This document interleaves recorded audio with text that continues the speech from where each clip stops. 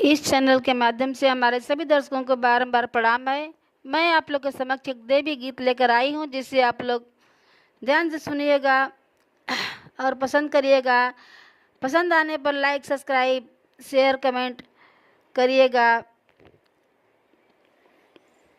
चलिए गीत के माध्यम से सुनिए। बाजेला घंटा झंडा खूब फहराला, हो कि निबिये तरवाना, हो कि निबिये तरवाना। मैया कवन सुखवा मिले, हो कि निबिये तरवाना, हो कि कवन सुखवा मिले, हो कि निबिये तरवाना। निबिये बनई हरे माई के, निबिये ससुरवा, हो कि निबिये तरवाना, हो कि निबिये तरवाना। मैया के कवन सुखवा मिले, हो कि निबिये तरवाना। मैया के कवन सुखवा मिले, हो कि निबिये तरवाना। अरे बाजेला घंटा झंडा खूब फहराला, हो कि निबिये तरवाना, हो कि निबिये तरवाना। माई के नारियल चढ़ेला, ओही निबिये तरवाना। माई के नारियल चढ़ेला, ओही निबिये तरवाना। बाजेला घंटा झंडा खूब फहराला, हो कि निबिये तरवाना, हो कि निबिये तरवाना। माई के गुगुरी चढ़ेला, ओही निबिये तरवाना। माई के कलसा धराला, ओही निबिये तरवाना।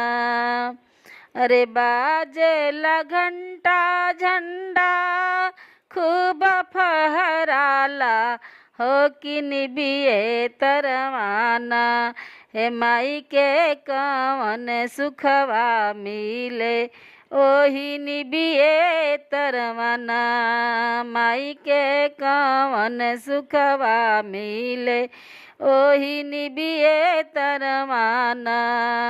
अरे निबिये बनई हरे माई के, निबिये ससुरवा, हो कि निबिये तरवाना, हो कि निबिये तरवाना। हे माई के चुनरी चढ़ेला, ओही निबिये तरवाना। माई के चुनरी चढ़ेला, ओही निबिये तरवाना। हे माई के गजरा चढ़ेला, ओही निबिये तरवाना। माई के गजरा चढ़ेला, ओही निबिये तरवाना। अरे निबिये बनई हरे माई के, निबिये ससुरवा, हो कि निबिये तरवाना, हो कि निबिये तरवाना। हे माई के कवन सुखवा मिले, ओही निबिये तरवाना। माई के कवन सुखवा मिले, ओही निबिये तरवाना।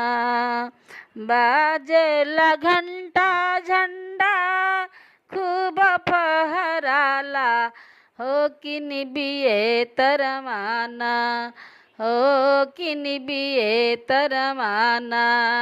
माई के पुड़िया चढ़ेला, ओही निबिए तरवाना माई के हलुआ चढ़ेला ओही निबिए तरवाना माई के सेंदूरा चढ़ेला ओही निबिए तरवाना माई के सेंदूरा चढ़ेला ओही निबिए तरवाना।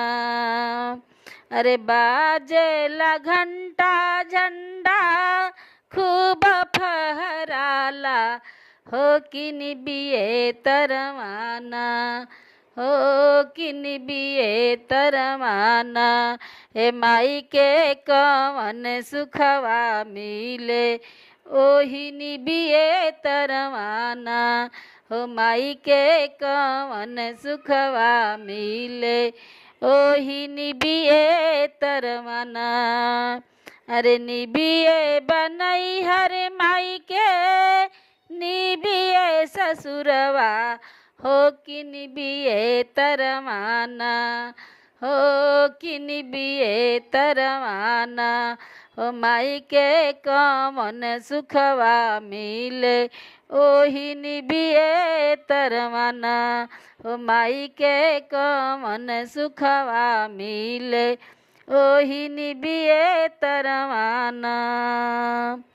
जय माता दी।